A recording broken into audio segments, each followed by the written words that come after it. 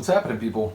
Back with another reaction, back with some more Iron Maiden, and we're back with another tune written by Bruce Dickinson, though this time it's Bruce and Adrian Smith. I started thinking about, different songwriters and different songwriting combinations of the bands, and it made me realize that there's a couple tunes I wanted to get to. I just did Power Slave, but I wanted to go back and do a reaction to the live version, as I've just gotten Live After Death. Shout out to this awesome album, and as I mentioned before, the front cover artwork is some of my very favorite. Absolutely love it.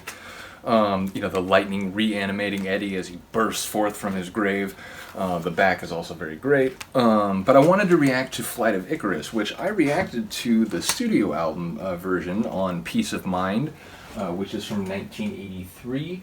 But I realized it was one of the few Iron Maiden reactions where I didn't really talk about the lyrics all that much. I did mention that, it's drawing from mythology, which is absolutely true, and a lot of their songs do draw on history or literature or mythology, and just, the inspiration and sort of the source material drawn from in Iron Maiden's lyrics is one of the things that made me fall in love with the band.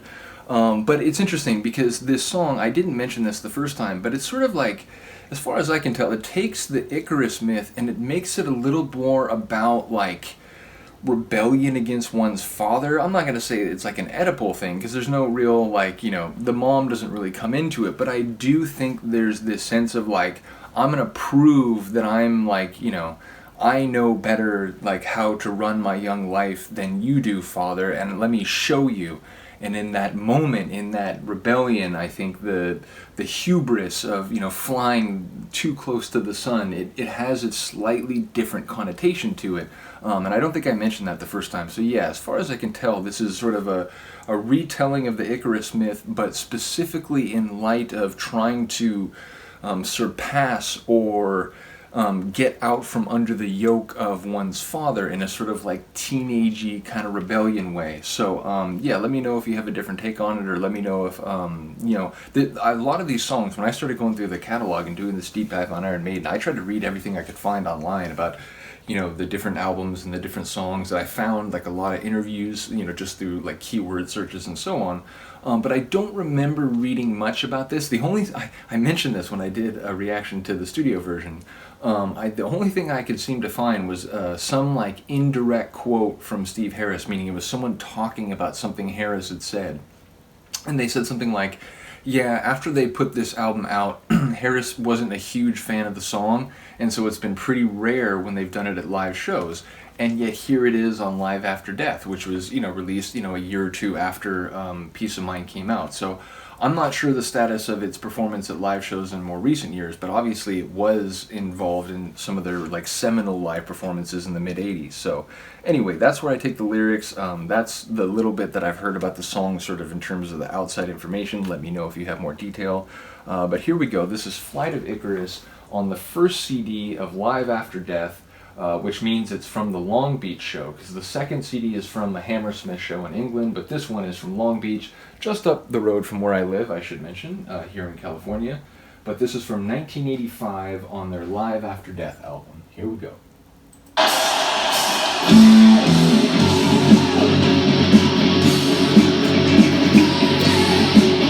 I love this song, man. Feels like it's got even a little more energy than the studio version. Come on. Bruce is certainly into it a little more.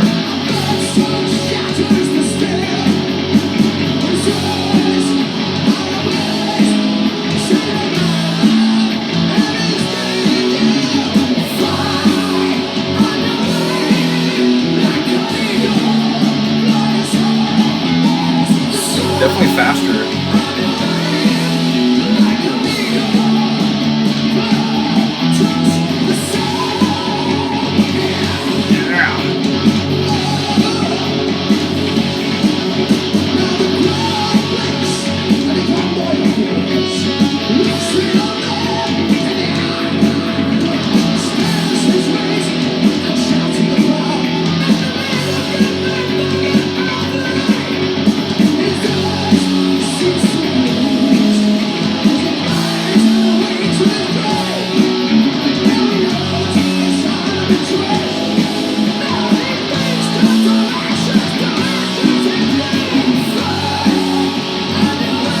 mean, obviously it's a song where you're going to use metaphorical reference to ashes, but the human mortality reduced to ashes metaphor is strong there, whether or not you're Icarus.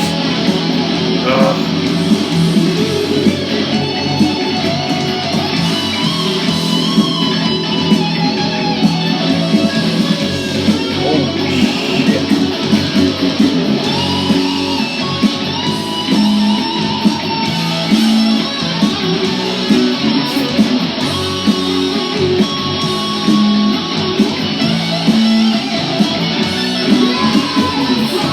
Lots of people make the point, they're one of the few bands that sound at least as good, if not better, live.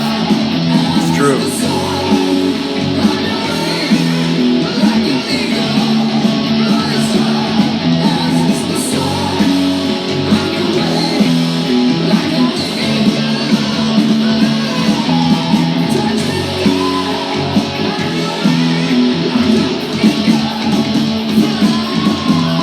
The rhythm of that part has always struck me as insane.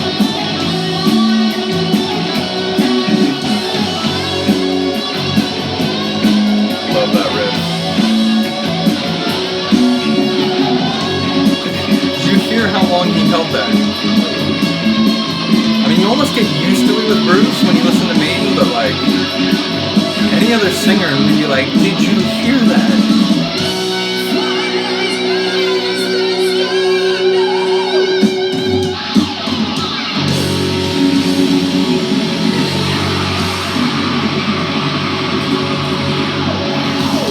I didn't know if he'd recreate what he does in the studio version. He did it a little deeper and like raspier, but that was amazing. Yeah, you fucking better cheer.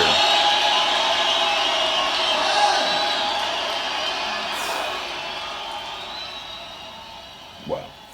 Yeah, like I said, I love that song, even though, as far as I can tell, it doesn't seem to have quite as big a reputation as some of the others from their early albums with Bruce, but I really do enjoy that. And I was curious, not only with the thing at the end there, that like loud kind of shout vocalization, but there's a part at the end of the first chorus going into the second verse where he does that yeah and then ooh, like I can't do it, but basically the studio version, he has a very like bluesy sort of rhythm to his vocalization at that part. This one, it was like the same thing. It was yeah and then an ooh, but it was a little raspier, a little deeper. So I like that he kept the vocalizations from the studio version but gave them a sort of live energy. I really do enjoy that. So yeah, let me know what you think of that song. Let me know if what I heard is true, that at least in maybe more recent years they don't play it as much because maybe Harris isn't the biggest fan. I just remember reading that somewhere, but not everything you read online is accurate. So let me know if someone has like conflicting information or more correct information. And other than that, let me know if there's any other song on this 2 CD set that you'd like to hear. As I mentioned, I was so excited when I got this, and I'm still in the process. I'm waiting for it. It's coming from Europe, so it's going to take a little bit longer, but I ordered a copy of Death on the Road, which I heard is another good live album of more recent times. Although, again, I think it's, like 15 years ago now or something, so, but, like 20 years after this live album, so, which, again, is just a testament to how long they've been around doing shows, so, yeah, just unbelievable. But like I said, let me know if there's anything else on Live After Death you'd like to hear reacted to. Other than that, thanks for listening and watching. I really do appreciate it. Have a good day, have a good night, and I will see you next time. Peace.